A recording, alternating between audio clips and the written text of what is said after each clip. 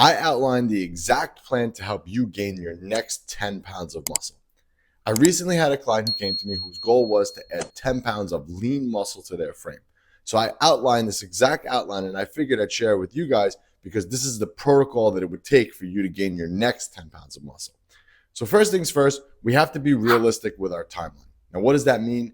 The timeline of how long this is going to take and what it's going to require. So in order to gain your next 10 pounds of muscle, you're looking at netting an average of 1 to 2 pounds per month. That's right, not per week, per month. And we're talking lean actual muscle tissue, not just weight on the scale, okay? So what kind of a timeline are we looking at?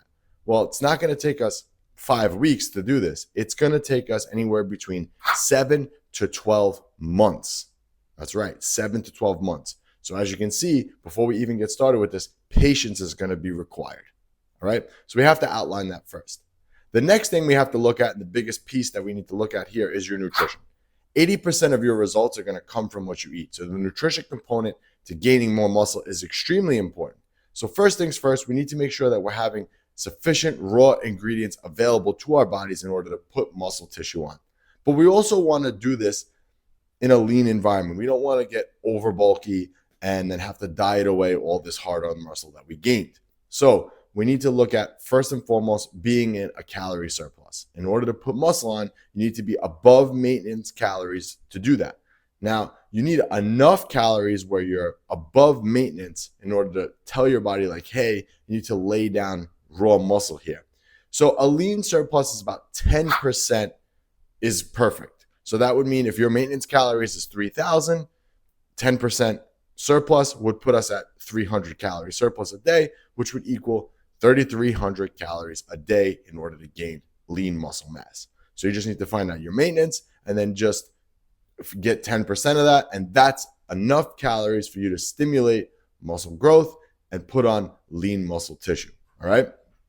Next thing, we got to look at your protein intake because protein is going to be vital for putting on muscle. So we're talking about 1 gram per pound of body weight. So if you weigh 180 pounds, 180 grams of protein per day. It's a good starting rule. Some people do need a little bit more. Some people do need a little bit less.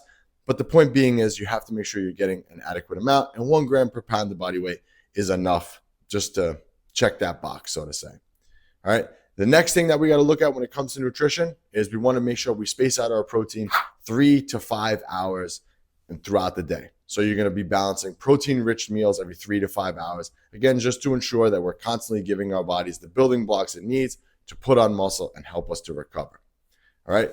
Next thing, you got to make sure that you're eating whole foods. Try to stay away from processed foods, as whole foods are better for your overall health. And just in general, it's just better for you, point blank. Okay.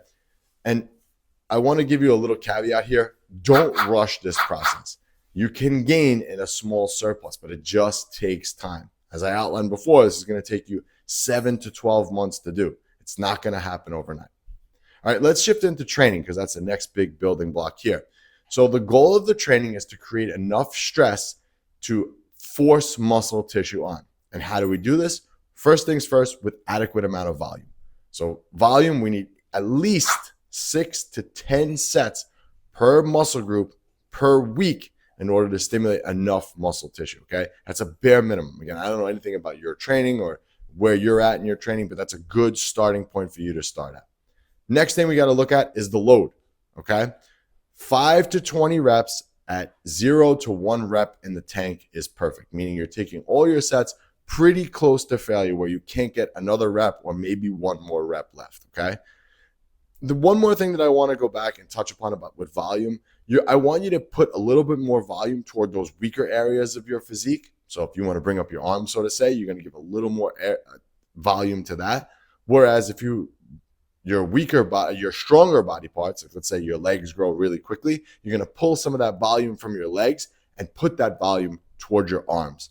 Okay, so you're going to kind of adequate that. So this way you have a nice balanced physique. All right. Next thing, I really don't want you to force progression. Most people will tell you just got to keep beating the logbook, beat the logbook. But the problem with that is when you force progression, you are at risk for injuries because you're just trying to beat the logbook. And I don't think that's smart either. You want to avoid being injured because if you're injured, you can't train. If you can't train, you're not going to put on any muscle. So Instead, focus on keeping constant tension on that muscle. Pick exercises that put a lot of tension on the targeted muscle you're training, because that tension equals stress. And when your body senses that stress, it has to go and repair that area. Hence, you're going to build more muscle in those areas. Okay. Next thing, cardio.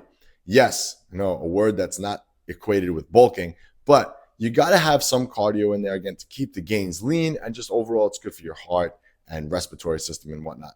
The way I do it, I recommend at least 10,000 steps a day.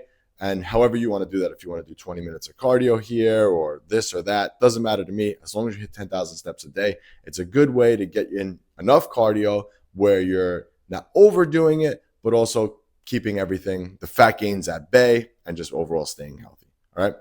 The last component, and this component is probably the most important. I probably should have put it a little higher up, but recovery. Okay. Recovery is important. You don't grow in the gym. You grow outside of the gym. So we have to look at our sleep quality. Sleep quality has to be on point. 7 to 9 hours of sleep per night is ideal for maximum muscle growth. Now, for me, the thing that helps me the most is blackout shades.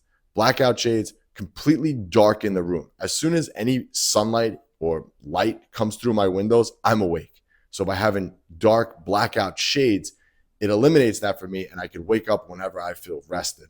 So keep that in mind. Good sleep, and practice good sleep, hygiene and a routine and whatnot. Whatever works for you in that case, I don't care. As long as you're sleeping 7 to 9 hours a night, you're going to be able to recover and build more muscle. All right. And the last component of this is water. Water is very important for muscle growth because your body's primarily made of water. And with the carbohydrates you eat, your body stores those carbohydrates in the muscles with water. So water is extremely important for muscle growth. Make sure you're getting at least a gallon of water a day. That's just enough to make sure that we're hitting all bases here. And if you need help with your training and not sure what type of training program to do, I got you covered. All you got to do is click that link in the description below, and you'll get our free 6-week training program, no strings attached. I just want to help you to avoid all the mistakes that I made along my 20-year journey and just help you to put on your next 10 pounds of muscle. All right. This was Anthony, AB Fitness. I'll catch you guys on the next one.